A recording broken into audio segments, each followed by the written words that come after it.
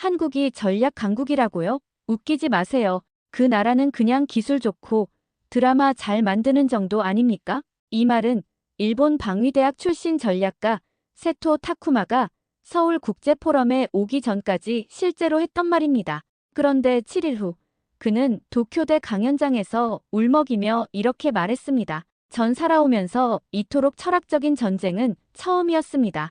한국은 강한 나라가 아니라 살아남는 나라였습니다. 도대체 한국에서 무슨 일이 있었길래 그를 이 정도까지 바꿨을까요? 그리고 일본은 왜 이제 한국을 연구해야 한다고 말했을까요? 일본 최고 엘리트가 무릎 꿇은 대한민국 생존 전략의 실체. 지금부터 그 충격적인 이야기를 시작합니다. 안녕하세요.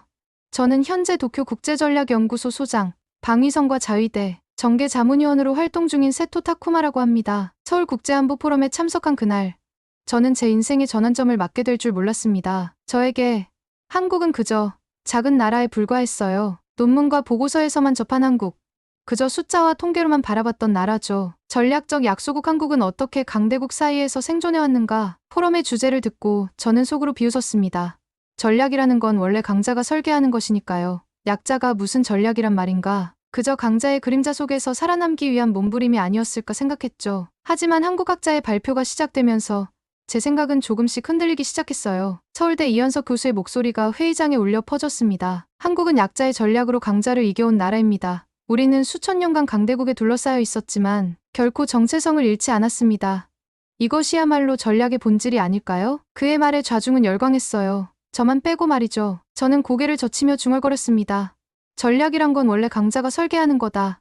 약자의 전략? 말도 안 돼. 발표가 끝나고 질의응답 시간. 교수님, 한국이 정말 독자적인 전략을 가졌다고 생각하십니까? 역사적으로 보면 한국은 항상 중국, 일본, 미국 같은 강대국의 영향 아래 있었다고 생각하는데요. 회의장이 순간 조용해졌습니다. 이현석 교수는 저를 잠시 바라보더니 미소를 지었어요. 타쿠마 선생님, 강대국의 그림자 속에서도 빛을 만들어낸 것이 한국의 전략입니다. 외부의 압력을 받아들이면서도 자신만의 색을 잃지 않은 것, 그것이 약자의 진정한 힘이 아닐까요? 저는 그 자리에서 반박하려 했지만 회의장의 분위기가 완전히 이현석 교수 편이었죠. 포럼이 끝난 후 이현석 교수가 다가왔습니다. 타쿠마 선생님, 내일 저와 함께 용산전쟁 기념관에 가보시겠어요? 제 말을 이해하시는데 도움이 될 겁니다. 그의 제안에 마지못해 동의했지만 내심, 뭘 보여준다고 내 생각이 바뀌겠어? 하는 생각이 들었습니다. 호텔로 돌아오는 길, 창문으로 보이는 서울의 야경을 바라보며 저는 문득 이현석 교수의 말이 머릿속에서 맴돌았습니다. 약자의 전략. 그날 밤, 저는 평소와 달리 잠이 쉽게 오지 않았어요. 노트북을 펼쳐 한국의 역사를 검색하기 시작했죠. 단편적인 지식으로만 알고 있던 나라, 일본의 관점에서만 배웠던 나라, 그 이면에는 어떤 이야기가 있을까? 그런 호기심이 생겼습니다. 저는 한국의 역사를 더듬어 나갔어요. 제 자부심에 처음으로 작은 균열이 생기기 시작했습니다. 다음 날, 약속대로 이현석 교수와 함께 용산전쟁 기념관을 찾았습니다. 기념관 입구에서 그를 만났을 때, 저는 여전히 반신반의하는 마음이었어요. 전쟁 기념관이라 아마 6.25 전쟁에 대한 이야기겠지 하고 생각했죠. 하지만 이현석 교수는 예상과 달리 먼저 고대사 전시관으로 저를 안내했습니다. 타쿠마 선생님, 고려가 30년간 몽골에 저항한 역사 들어본 적 있으십니까? 저는 솔직히 고개를 저었어요. 몽골이 세계를 정복하던 시기에 한국이 있었다는 사실조차 막연하게만 알고 있었으니까요. 몽골은 13세기 유라시아를 정복했지만 고려만은 끝까지 항복하지 않았습니다.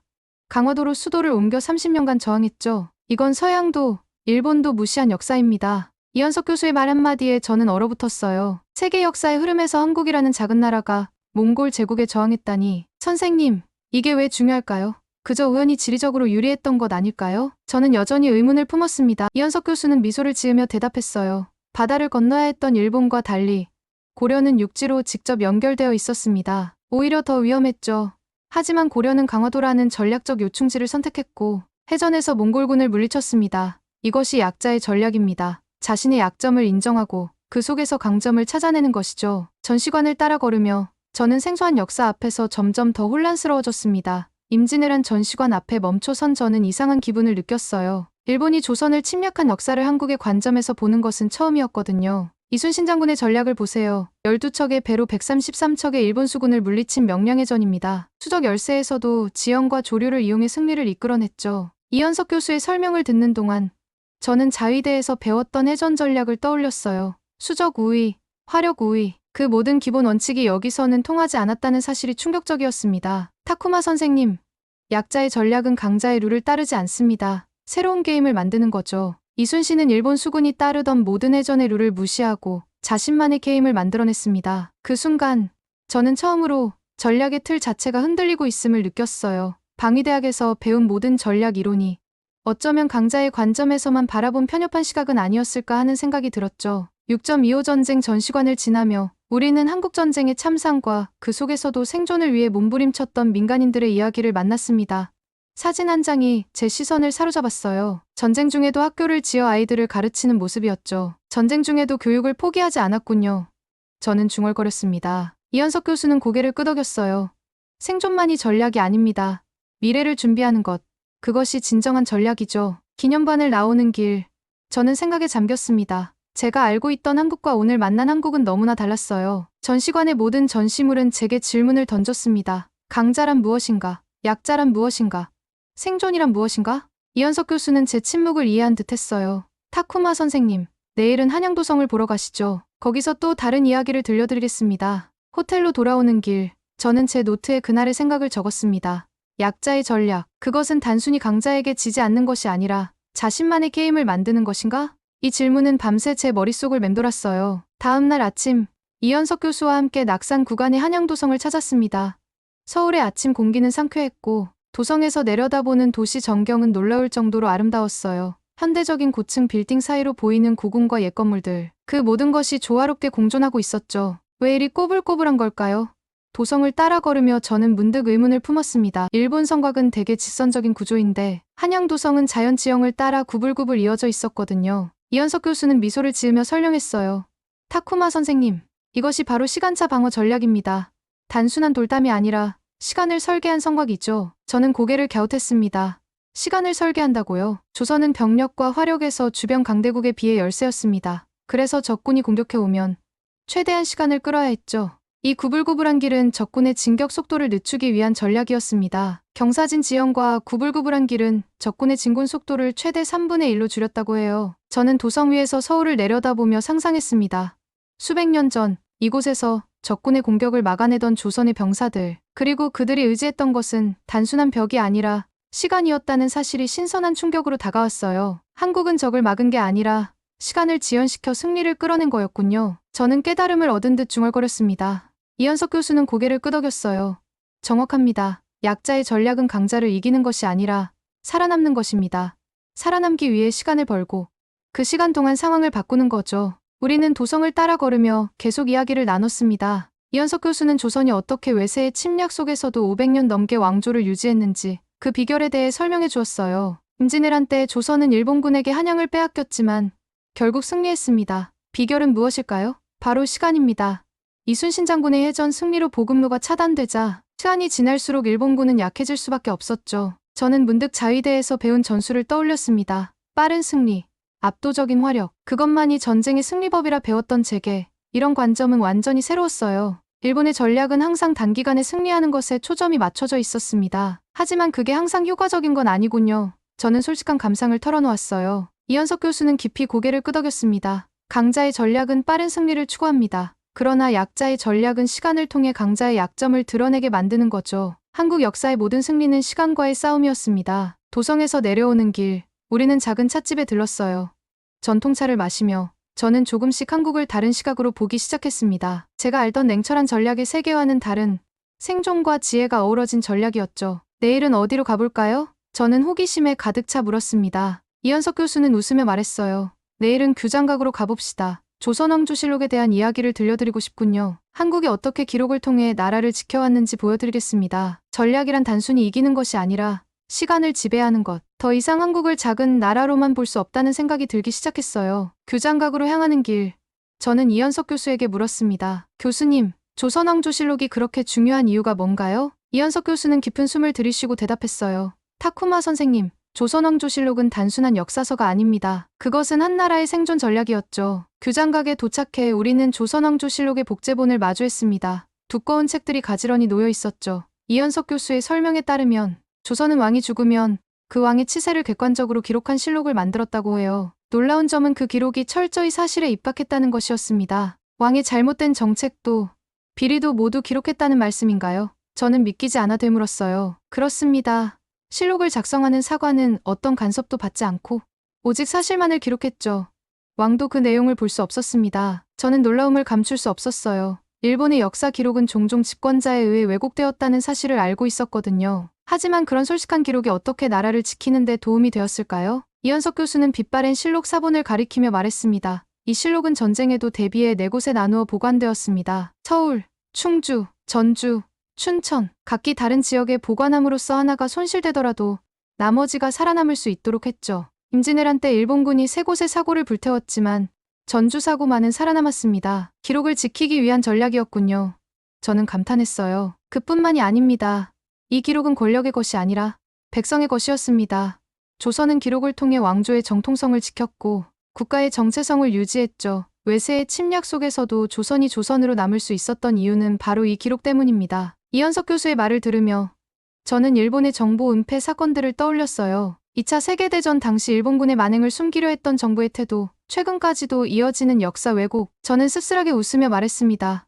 우리는 기록을 감췄고 한국은 기록으로 버텼군요. 이현석 교수는 고개를 끄덕였어요. 기록은 과거가 아니라 미래를 위한 것입니다. 같은 실수를 반복하지 않기 위해 더 나은 결정을 내리기 위해 필요한 거죠. 교장각을 나와 서울대학교 캠퍼스를 걸으며 저는 문득 물었습니다. 한국이 이렇게 기록을 중시했다면 민중의 이야기도 기록했나요? 아니면 지배층의 이야기만 남았나요? 이현석 교수는 미소를 지었어요. 좋은 질문입니다. 내일은 동학농민운동 기념관으로 가봅시다. 한국 민중의 저항 정신에 대해 이야기해 드리고 싶네요. 그날 저녁 호텔 로비에서 일본 신문을 읽다가 저는 한 기사에 눈이 멈췄습니다. 일본 정부가 또다시 과거사 왜곡 논란에 휩싸였다는 내용이었어요. 저는 신문을 내려놓고 생각에 잠겼습니다. 우리는 왜 기록을 두려워하는 걸까? 왜 진실을 마주하지 못하는 걸까? 기록은 단순한 과거가 아니라 미래를 위한 나침반이다. 한국은 이 나침반을 가지고 있었고 그것이 그들을 생존하게 했다. 다음 날 우리는 전라도로 향하는 KTX에 몸을 실었습니다.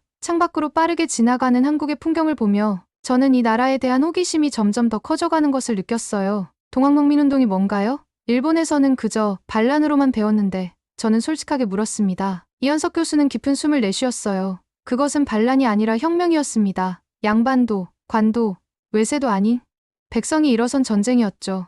정읍에 도착한 우리는 동학농민혁명 기념관으로 향했습니다. 이현석 교수는 19세기 말 조선이 내부적 부패와 외세의 침략, 위협 속에서 어떻게 흔들렸는지 설명해 주었어요. 동학은 단순한 종교 운동이 아니었습니다. 그것은 사회개혁 운동이었죠. 사람이 곧 하늘이다 라는 평등 사상을 바탕으로 농민들은 불평등한 사회 구조에 저항했습니다. 기념관에서 본 자료들은 제가 알던 것과 완전히 달랐어요. 일본에서는 이 운동을 단순한 무질서한 반란으로 가르쳤지만 실제로는 체계적인 개혁 운동이었던 거죠. 농민들은 자신들의 요구사항을 명확히 했습니다. 탐관오리 처벌, 조세 개혁, 노비 문서 소각. 그들은 새로운 세상을 꿈꿨어요. 사진 한 장이 제 시선을 사로잡았습니다. 단순한 농기구로 무장한 농민들이 일본군과 맞서 싸우는 모습이었어요. 이들이 일본군과 싸웠다고요? 저는 놀라움을 감추지 못했습니다. 이현석 교수는 고개를 끄덕였어요. 네, 청일전쟁의 시작점이 바로 이 농민군과 일본군의 충돌이었습니다. 동학농민군은 일본의 조선 침략에 맞서 싸운 최초의 저항 세력이었죠. 저는 기념관의 자료들을 하나하나 살펴보며 충격을 받았어요. 자위대에서 배운 국가관이 흔들리기 시작했습니다. 국가란 무엇인가? 백성은 무엇인가? 이런 근본적인 질문들이 제 머릿속을 가득 채웠죠. 국가는 위에서 지배하는 게 아니라 아래에서 만들어진다는 걸 이 나라는 정말 알고 있었던 걸까? 저는 중얼거렸습니다. 이현석 교수는 미소를 지었어요. 그렇습니다. 한국은 민중의 힘을 알고 있었죠. 그리고 그 힘이 결국 일제강점기에도 군사독재 시기에도 민주주의를 향한 끊임없는 저항으로 이어졌습니다. 기념관을 나와 우리는 인근 카페에 앉았어요. 저는 커피를 마시며 생각에 잠겼습니다. 교수님, 솔직히 말하면 혼란스럽습니다. 제가 알던 한국과 지금 보고 있는 한국이 너무 다르네요. 이현석 교수는 이해한다는 듯 고개를 끄덕였어요. 타쿠마 선생님, 전략가로서 중요한 것은 상대를 제대로 아는 것입니다. 피상적인 이해가 아니라 그 본질을 꿰뚫어보는 거죠. 서울로 돌아오는 KTX 안에서 저는 창밖으로 펼쳐지는 한국의 산하를 바라보았습니다. 이 땅에서 수많은 농민들이 자신들의 권리를 위해 목숨을 바쳤다는 사실이 새롭게 다가왔어요. 내일은 어디로 가볼까요? 저는 서울로 돌아오는 KTX 안에서 물었습니다. 이현석 교수는 잠시 생각하더니 대답했어요. 국립중앙박물관으로 갑시다. 한국의 경제 발전에 대해 이야기하고 싶네요. 특히 박정희 시대의 경제 안보 개념에 대해서요. 저는 고개를 끄덕였습니다. 박정희라는 이름은 일본에서도 익숙했죠. 독재자이자 경제 발전의 주역으로 알려진 인물. 일본과의 국교 정상화를 이룬 지도자. 그에 대해 더 알고 싶다는 생각이 들었어요. 서울에 도착한 후 호텔로 돌아가는 길에 이현석 교수가 물었습니다. 타쿠마 선생님, 지금까지 보고 느낀 것들이 선생님의 전략 이론에 어떤 영향을 미치고 있나요? 저는 솔직히 대답했어요. 혼란스럽습니다. 제가 알던 전략의 개념이 흔들리고 있어요. 전략이란 강자의 무기가 아니라 약자의 생존법이었던 건가요? 이현석 교수는 미소를 지었습니다. 전략의 본질은 생존입니다. 그리고 생존은 단순히 물리적인 힘이 아니라 철학과 정신에서 비롯됩니다. 내일 더 이야기해봅시다. 국가는 위에서 지배하는 게 아니라 아래에서 만들어진다. 이 개념이 제 머릿속을 떠나지 않았습니다. 일본은 언제부터 이 진실을 잊어버린 걸까요? 다음 날 아침, 우리는 국립중앙박물관의 현대사 전시관에서 만났습니다. 이현석 교수는 한국 전쟁 이후의 폐허 사진부터 시작해 현대 한국의 발전 과정을 하나하나 설명해 주었어요. 박정희 대통령은 독재자였지만 그의 경제 전략은 한국을 살렸습니다. 그는 이렇게 말했죠. 총칼로 이기는 전쟁은 끝났습니다. 이젠 공장이 전선이고 근로자가 병사입니다. 저는 잠시 생각에 잠겼습니다. 일본도 전후 경제 부흥을 이루었지만 그것을 전쟁의 연장선으로 본 적은 없었어요. 단순히 경제 발전이었을 뿐 생존을 위한 전략으로 인식하진 않았죠. 박정희는 왜 경제 발전을 전쟁으로 봤을까요? 저는 궁금증을 참지 못하고 물었습니다. 이현석 교수는 잠시 생각하더니 대답했어요. 한국은 분단국가입니다. 북한과의 대치 상황에서 경제력은 곧 생존을 의미했죠. 박정희는 일본에서 군사훈련을 받았으니 선생님도 아시겠지만 군인의 마인드로 국가를 운영했습니다. 그는 경제를 또 다른 전장으로 보았죠. 박정희의 경제 전략을 설명하는 전시물 앞에서 우리는 오랜 시간을 보냈습니다. 철강, 조선, 자동차, 전자. 한국이 전략적으로 육성한 산업들이 차례로 소개되었어요. 재미있는 점은 박정희가 이런 산업들을 선택한 이유예요. 이현석 교수가 설명했습니다. 이 산업들은 모두 국방과 직결된 것들이었습니다. 철강은 무기를 만드는 기본 소재고 조선은 해군력과 연결되죠. 자동차 산업은 군용 차량 생산 능력을 의미하고요. 박정희는 경제와 안보를 분리하지 않았어요. 전시관을 나와 우리는 박물관 카페에 앉았습니다.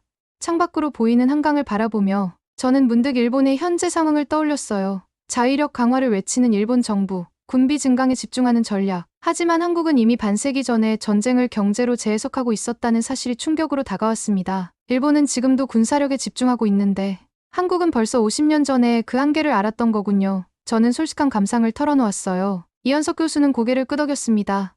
타쿠마 선생님, 약소국에게 전쟁은 목표가 아니라 극복 대상입니다. 전쟁에서 이기는 것보다 전쟁 자체를 불필요하게 만드는 것이 더 현명한 전략이죠. 이건 전쟁이 아니라 생존이었던 거군요. 그리고 생존은 무기가 아닌 시스템으로 이루어진다는 것. 이현석 교수는 미소를 지었어요. 정확합니다. 한국의 방위산업도 중요하지만 진정한 안보는 경제력에서 왔죠.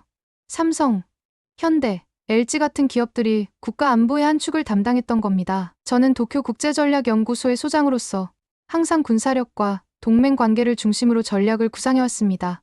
하지만 이제 그것이 전략의 전부가 아니라는 사실을 깨닫기 시작했죠. 내일은 어디로 가볼까요? 저는 물었습니다. 이현석 교수의 얼굴에 진지한 표정이 스쳤어요. 내일은 거제도로 가보는 게 어떨까요? 흥남철수작전에 대한 이야기를 들려드리고 싶습니다. 한국전쟁 중 가장 감동적인 이야기 중 하나죠. 저는 호기심이 생겼습니다.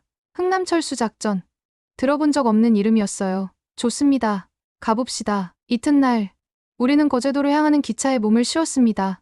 창밖으로 지나가는 한국의 남부 지방 풍경이 아름다웠어요. 이현석 교수는 거제도로 가는 길에 흥남철수작전에 대해 간략히 설명해 주었습니다. 1950년 12월 중국군의 개입으로 유엔군은 북한에서 철수해야 했습니다. 흥남항에는 10만 명이 넘는 북한 피난민들이 모여들었죠. 그들은 공산군의 보복이 두려워 남쪽으로 가기를 원했습니다. 저는 처음 듣는 이야기에 집중했어요. 그래서 어떻게 되었나요? 미해군은 군인들을 먼저 탈출시키려 했습니다. 하지만 에드워드 알몬드 장군과 현장 지휘관들이 한 명의 민간인도 버려두지 말라는 결단을 내렸죠. 결과적으로 10만 명이 넘는 피난민들이 구출되었습니다. 거제도에 도착한 우리는 거제도 포로수용소 유적공원으로 향했어요. 이곳에서 흥남철수 작전에 관한 특별 전시를 하고 있었습니다. 이건 믿기 힘든 일이군요. 저는 사진들을 보며 중얼거렸습니다. 한 척의 배에 빼곡히 들어찬 피난민들의 모습, 얼어붙은 바다, 폭격 속에서도 계속된 탈출 작전, 그 모든 것이 생생하게 기록되어 있었어요. 메러디스 빅토리오에는 원래 60명이 탈 수 있는 배에 14,000명이 탔습니다. 단 한 명도 죽지 않았죠. 이현석 교수가 설명했어요. 저는 믿기지 않아 되물었습니다. 한 척의 배에 14,000명이요? 어떻게 가능했던 거죠? 배의 모든 공간, 갑판, 심지어 엔진실까지 사람들로 가득 찼습니다. 선장은 이 배가 침몰해도 좋다. 이 사람들을 데려가자고 말했죠. 전시관을 둘러보던 중 우리는 한 노인을 만났습니다. 그는 흥남철수 작전의 생존자였어요. 93세의 고령에도 불구하고 그는 또렷한 목소리로 당시의 상황을 설명해 주었습니다. 저는 10살 때 그 배를 탔습니다. 너무 추웠고 너무 무서웠어요. 하지만 미군 병사가 저를 아나배에 태워주었죠. 그 병사의 손 하나가 제 인생 전체를 살렸습니다. 그의 말을 듣는 순간 저는 더는 말을 잇지 못했어요.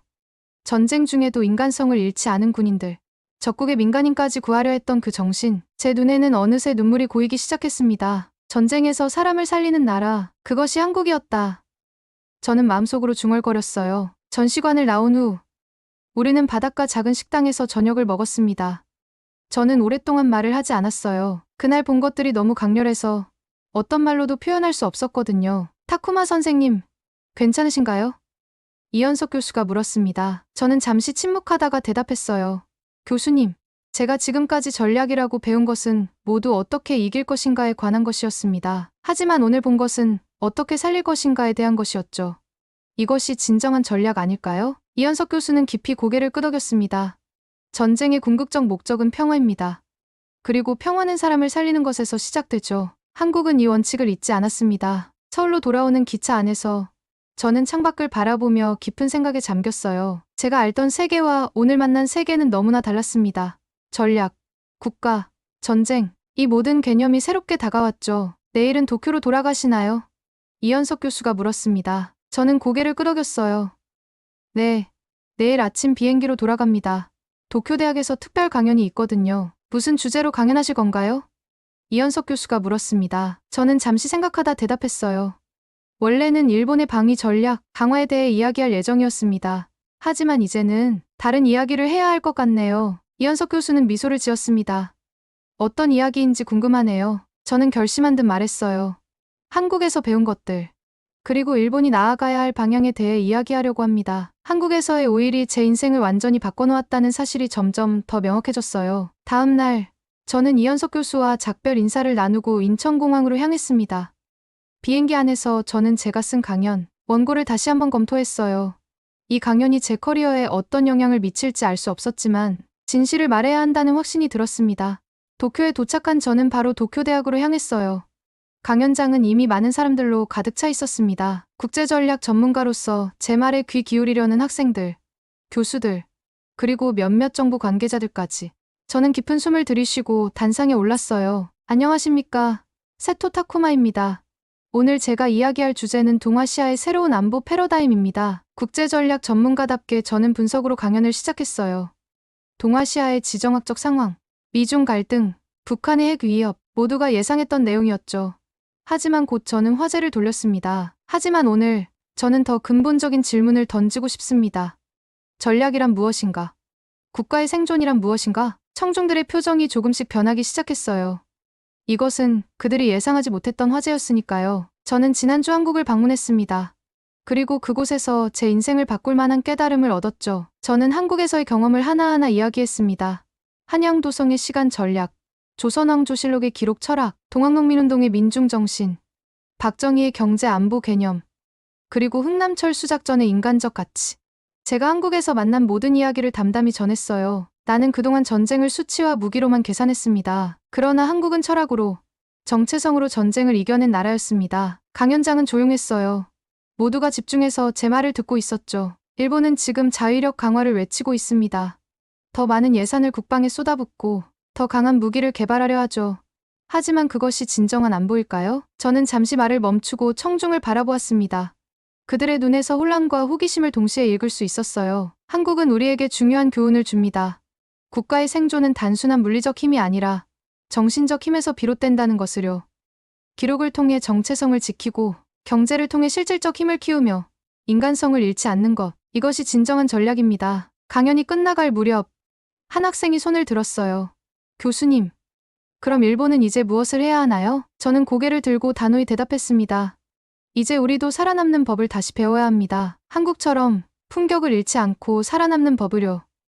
그게 전략입니다. 그게 국가입니다. 강연장은 잠시 정적에 휩싸였어요. 그리고 천천히, 하지만 확실하게 박수 소리가 퍼지기 시작했습니다. 강연이 끝난 후 많은 학생들과 교수들이 다가와 더 많은 이야기를 나누고 싶다고 했어요. 그들 모두 제가 본 한국, 제가 느낀 변화에 관심이 있었죠. 그날 저녁, 저는 도쿄의 한 작은 선술집에 앉아 소주 한 잔을 주문했습니다. 한국에서의 마지막 날, 이현석 교수와 함께 마셨던 그 소주 말이에요. 잔을 들어 올리며 저는 중얼거렸습니다. 교수님, 감사합니다. 당신이 보여준 한국이 제 인생을 바꿨습니다. 창밖으로 도쿄의 밤거리를 바라보며 저는 이제 다른 눈으로 세상을 보게 되었다는 것을 깨달았어요. 전략은 단순히 이기는 법이 아니라 살아남는 법이었습니다. 그리고 살아남는다는 것은 단순히 존재하는 것이 아니라 정체성을 지키며 성장하는 것이었죠. 제 인생을 바꾼 그 작고 강한 나라, 한국의 진실을 이제 저는 알게 되었습니다. 그리고 이 깨달음을 일본 사회에 전하는 것이 제 새로운 사명이 되었어요. 지금까지 저의 사연을 들어주셔서 감사합니다.